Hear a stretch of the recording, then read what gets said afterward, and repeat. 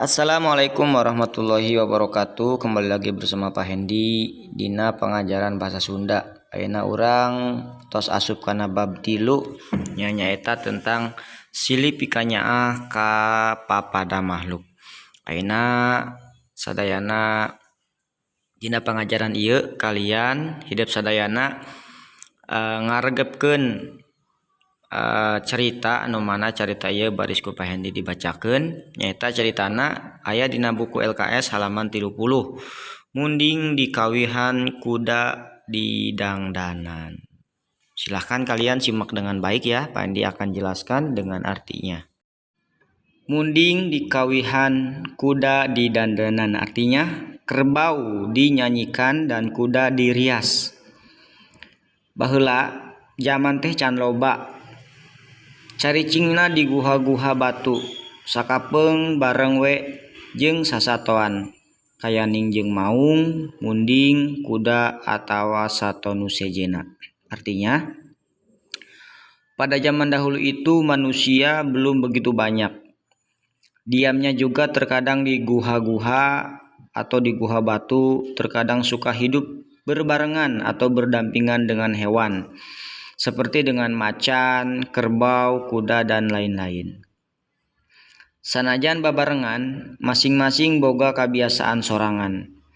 Boga kabeuki anu beda-beda, sasatoan nu beuki jujukutan mun barang dahar tinggal ka pangangonan atawa kaleuweung ngadahar jukut, anu ngemplong hejo. Satomah teu mikir pamali, teu mikir boga batur, mun manggih kabeuki langsung diremus. Nyakitu hartina oge jalma boga kahayang sorangan jeung geus bisa mikir kudu kumaha nu hade dina tatanen jeung bumen-bumen. Artinya walaupun hidup bersama hewan, masing-masing mempunyai kebiasaan tersendiri dan punya kemauan sendiri. Hewan yang suka makan rumput kalau mau makan tinggal pergi ke tanah yang banyak rumputnya atau ke lapangan yang luas yang banyak di sana rumputnya dan rumput yang sangat hijau. Hewan itu tidak memikirkan rumput itu dosa, tidak berpikir rumput itu punya orang. Apabila menemukan rumput yang ia mau, langsung dimakan aja. Begitupun manusia punya keinginan masing-masing dan sudah bisa berpikir harus bagaimana dalam bertani dan bercocok tanam. Selanjutnya, lantaran ku beda kabiasaan jeung kabeuki tea, jelma mindeng ngambek ka sakadang munding jeung sakadang kuda. Ngambek teh lantaran kuda jeung munding mindeng pisan ngarajan sawah jeung pepelakan jelma. Hiji waktu kuda jeung munding teh diontrog ku jalma. "Hei, sakadang kuda jeung sakadang munding, abang teu boga pamikiran." Artinya, karena berbeda kebiasaan dan beda makanan, manusia sering marah terhadap hewan kerbau dan kepada hewan kuda. Marahnya karena hewan kerbau dan kuda itu sering merusak sawah dan tanaman manusia. Suatu ketika kuda dan kerbau didatangi manusia. Kata manusia, "Hei, sakadang kuda dan sakadang kerbau, jangan mentang-mentang tidak punya pemikiran, jangan merusak tanaman orang lain ya. Kalau mau makan, pergi sana ke hutan mencari rumput sendiri." Kemudian sakadang kuda jeung munding meh bareng nembal bari reuas. Da jelma datang mawa pecut keur ngaraket. "Hampura atuh sakadang jelma, da kami mah teu nyaho pepelakan anjeun. Ngaromong rada ngosom, bakat ku reuas jeung sieun. Tuh tempo sawah kami ruksak jeung pasti moal kaala parena. Gantian kumaraneh." Kuda jeung munding ting hareuleung bari silih reret. Duanana rumasa salah tapi nya kudu kumaha ngagantianana.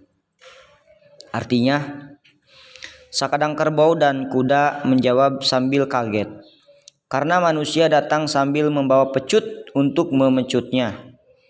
Kata kuda dan kerbau, "Mohon maaf ya manusia, da kita mah tidak tahu bahwa itu tanaman kamu." Ngomongnya sambil ketakutan bergetar. Kata manusia, "Tuh lihat, Sawah saya rusak dan pasti tidak akan bisa diambil padinya. Maka kalian harus menggantinya." Kuda dan kerbau bengong kebingungan sambil merilik ke sawah. Dua-duanya merasa bersalah, tapi mereka bingung harus bagaimana cara mengganti ruginya. Kemudian keur ting hareuleung kitu jelma datang deui bari ngacungkeun pecut jigarek ngaraketan. "Kumaha kuda? Munding sanggup ngagantian teh?" Nempo jelma jiga tambah ambekna. Kuda jeung munding baradami rek nyanggupan ngagantian ku tanaga keur mantuan pagawean jalma. "Kumaha mun kami digantian bae ku tanaga? Iraha bae aranjeun butuh ku tanaga kami. Kami rek mantuan, asal cumponan pamenta kami." Ngadenge kasanggupan kuda jeung munding kitu, jalma pohara atohna bakal aya nu mantuan digawe. "Naon atuh pamenta maraneh teh? Pok omongkeun, sugan bae kami bisa nyumponan," ceuk jalma. Artinya, ketika lagi pada bengong kuda dan kerbau, manusia datang lagi sambil mengacungkan pecut, kayak mau memecut. Mereka berdiskusi, "Bagaimana ini?" kata kuda dan kerbau beradu argumen. Melihat manusia malah tambah marah. Nah, akhirnya kuda dan kerbau akan menyanggupi mengganti kerusakan dengan tenaganya, yaitu membantu pekerjaan manusia. Mereka berkata kepada manusia, "Bagaimana kalau kami menggantinya dengan tenaga kami? Kapan saja kalian membutuhkan tenaga kami, kami siap membantu pekerjaan kalian. Dengan satu syarat, asal bersedia memenuhi permintaan kami," kata kuda dan kerbau. Mendengar kesanggupan kuda dan kerbau begitu, manusia sangat senang sekali karena bakal ada yang membantu pekerjaannya. "Terus apa permintaan kalian wahai kuda dan kerbau? Silahkan ceritakan, siapa tahu kami bisa mengabulkannya," kata manusia. Kemudian pok munding miheulaan sakadang kuda. "Heug, kami mantuan gawe aranjeun, asal kami dikawihan mun keur digawekeun. Jeung sakadang kuda oge sanggup mantuan, asal manehna didangdanan." Ngadenge kahayang kuda jeung munding kitu, eta jelema mikir kumaha nyieun lagu keur munding jeung kumaha nyieun dangdanan keur kuda. Teu lila eta jelema nyiptakeun tembang pupuh kinanti anu bunyina kieu. "Mider kiar arang luput, mider teh hartina malik. Ari arang mah kaliwat, lamun kia sisi teuing, luput teh nya mengkol tea, eta kawih keur ilaing." Artinya, kemudian sakadang kerbau sontak menjawab mendahului kuda, "Kami akan membantu pekerjaan kalian dengan syarat ketika kami lagi kerja kalian harus menyanyi." Dan kuda pun sanggup membantu pekerjaannya asal dirias. Mendengar kemauan kuda dan kerbau begitu, kemudian manusia berpikir bagaimana ya caranya membuat lagu buat si kerbau dan bagaimana caranya untuk menghias kuda. Tidak lama manusia menciptakan lagu, yaitu lagu pupuh kinanti yang berbunyi, "Mider kia arang luput, mider teh hartina malik. Ari arang mah kaliwat, lamun kia sisi teuing, luput teh nya mengkol tea, eta kawih keur ilaing." Selanjutnya, barang eta lagu dikawihkeun munding unggut-unggutan tanda panuju. Ari sakadang kuda ngan kulantang kulinting bae neangan dangdanan anu disanggupan ku jalma tea. Nempo kuda jiga nu panasaran gancang bae baju kulit keur sakadang kuda teh ditembongkeun bari sakalian sina dipecakan. Barang rap dicoba nya bae kuda teh jadi leuwih kasep. Dina sirah aya hiasan jambulan tina maju jeung gengge nu kekerencengan. Make kacamata nu ngahiji jeung borongsong. kadalina tina besi nyambung kana eles. Dina dada ngadaplok toka-toka tina kulit nu ditaretes ku hiasan perak nu harerang. Dina beteungna aya beubeur gede nu ngahiji jeung sela paranti diuk jalma. Kahandapna di sapatu ku besi sangkan lamun lempang teu ti seuleu. Pokona ginding weh dangdanan kuda teh. Sarua kuda ge ari nempo pamentana cumponan mah unggut-unggutan bari hihieum tanda panuju kana kahayang jeung satuju mantuan jalma. Artinya, ketika lagu dinyanyikan, kerbau merasa enak, tandanya kerbau setuju. Adapun kuda mondar-mandir, kelalang keliling mencari perhiasan yang buat dirinya dihias, yang disetujui sama manusia tadi.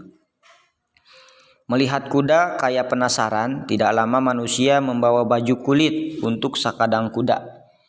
Kemudian dipakailah kepada badan kuda tersebut.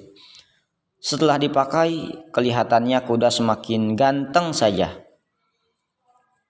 Di kepalanya dihiasi yang terbuat dari kain majun dan gengge kerenceng. Semakin memakai kacamata yang menyatu dengan brongsong. Kendalinya terbuat dari besi yang menyambung ke alis. Di bawah dadanya ada toka-toka yang terbuat dari kulit yang dicampuri oleh hiasan perak yang sangat mengkilap. Di perutnya pun terdapat tali yang menyatu dengan tempat untuk duduk manusia. Kakinya dipakaikan sepatu yang terbuat dari besi supaya ketika berjalan tidak licin. Pokoknya bagus sekali hiasan buat si sakadang kuda ini. Akhirnya si sakadang kuda pun senang dan bersedia membantu manusia. Kemudian tah ti harita mah kuda jeung munding teh beuki mindeng tembong babarengan jeung jalma. Munding mindeng tembong digawekeun di sawah keur narik wuluku atau garu dikawihan ku jalma. Atuh sabada aya gawe barang antara jelma jeung munding mah pagawean ngagarap sawah teh jadi leuwih enteng. Ari sakadang kuda beunang ngadangdanana teh sok sina narik kretek ditumpangan ku jalma lamun jalma rek nyanyabaan kanu jauh. Artinya, nah, di situ kuda dan kerbau mulai kelihatan sering hidup berdampingan bersama-sama manusia. Kerbau sering membantu manusia ketika sedang membajak sawah, dibarengi dengan nyanyian yang dinyanyikan oleh manusia sesuai dengan permintaan kuda, sesuai dengan permintaan kerbau. Semakin semangatlah kerbau dalam bekerjanya, dan tentunya pekerjaan manusia pun akan terasa ringan karena dibantu oleh kerbau. Begitupun sakadang kuda, setelah dihias, dia sering membantu manusia pada saat bepergian jauh. Nah, ini cerita munding dikawih kuda di dandanan. Silahkan kalian setelah menyimak cerita ini di buku LKS dibuka halaman 31.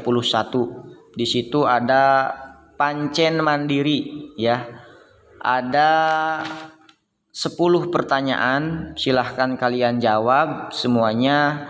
Jawabannya ada di cerita tadi, asal kalian menyimak dengan baik. Demikian yang dapat Pak Hendy sampaikan, kurang lebihnya mohon maaf. Wassalamualaikum warahmatullahi wabarakatuh.